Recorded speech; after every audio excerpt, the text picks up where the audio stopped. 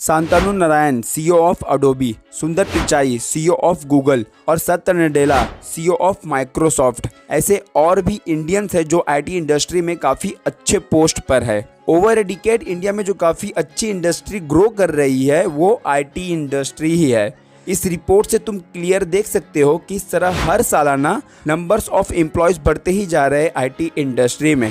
विशाल गौतम जो कि एक इंगेजमेंट मैनेजमेंट के पोस्ट पर हैं, वो भी इस आईटी सेक्टर के बूम के पीछे का रीज़न बताते हुए कहते हैं, टॉप इंडियन इंजीनियरिंग कॉलेजेस में स्टूडेंट को उनके स्टडी फिनिश करने के पहले ही 2-3 जॉब ऑफर्स मिल जाते हैं।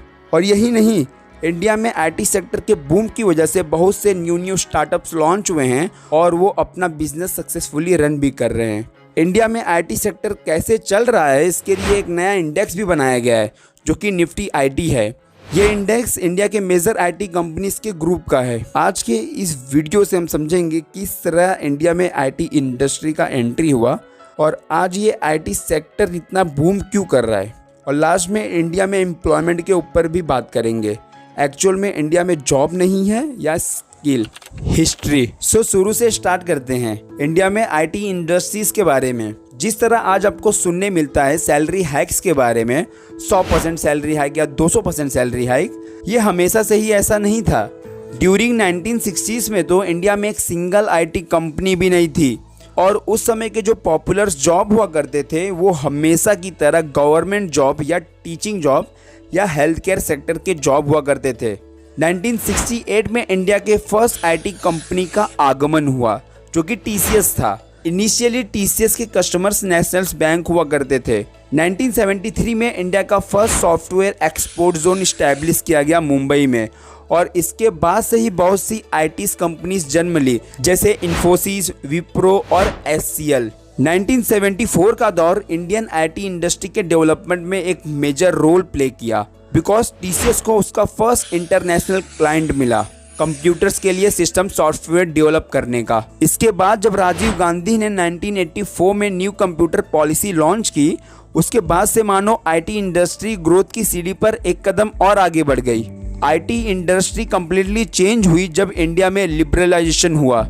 इसके थ्रू इंडिया की कंपनी को ग्लोबल मार्केट में ग्रोथ की अपॉर्चुनिटी मिली और इंडिया में फॉरेन इन्वेस्टमेंट का भी गेट ओपन हुआ, जिस वजह से 6 साल में ही आईटी इंडस्ट्री 100 मिलियन से 1 बिलियन तक की ग्रोथ की।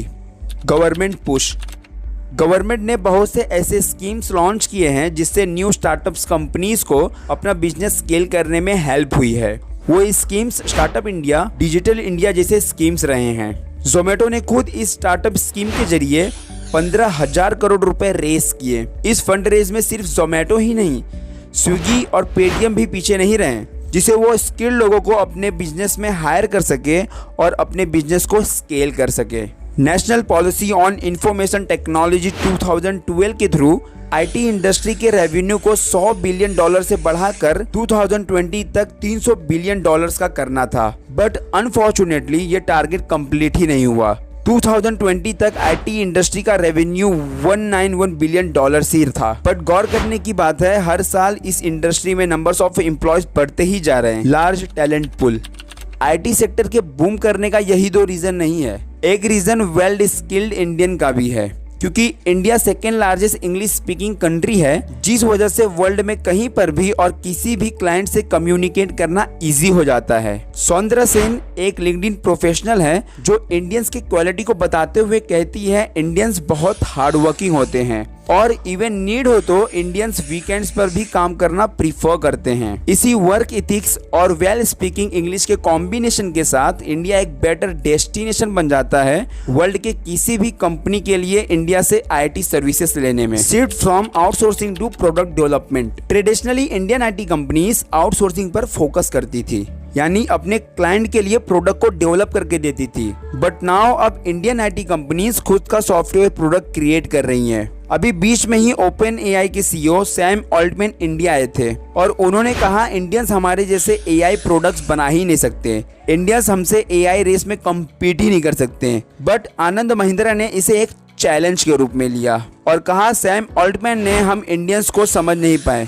खैर ये कंट्रोवर्सी ट्विटर यानी एक्स पे रिजॉल्व कर दी गई। कंपनी जैसे जोहो, फ्रेशवर्क, ये अपना ही सॉफ्टवेयर प्रोडक्ट डेवलप कर उसे सक्सेसफुली रन भी कर रहे हैं। एम्प्लॉयमेंट, अब बात करते हैं इंडिया में एम्प्लॉयमेंट के बारे में, लेकिन ध्यान रहे मैं पर्टिकुलर आईटी सेक्टर के बारे में ही बात करूंगा। इस रिपोर्ट के थ्रू लगभग 80% ऑफ टेक वर्कर्स के पास इनफ स्किल ही नहीं है और कुछ कंपनीज अपने एम्प्लॉयज को रीस्किल कर रही है, यानी उन्हें फिर से न्यू स्किल सिखा रही है। अगर आप इन दोनों सिनेरियोस को समझ पाते हो तो इससे आपको पता चलता है कि आईटी सेक्टर्स में एक स्किल्ड पर्सन की काफ़ी ज़्यादा डिमांड है और ये फील्ड ऐसा है जिसमें आपको कंटिन्यूअसली लर्निंग पाथ पर जाना पड़ेगा, नहीं तो टेक्नोलॉजी के इस ग्रोथ में आपकी ग्रोथ पीछे ही रह जाएगी। हमारा क्वेश्चंस का आंसर मिल गया जो हमने इंट्रो में उठाया था। आईटी सेक्टर में जॉब तो है बट इनफ स्किल्स नहीं। That's today's video. वीडियो अगर आपको इन्फॉर्मेटिव लगी तो चैनल को सब्सक्राइब जरूर करना और इस वीडियो को उसके साथ शेयर जरूर करना जो आईटी इंडस्ट्री में काम करना चाहता है और जो पहले से ही काम कर रहा है। Thanks for watching.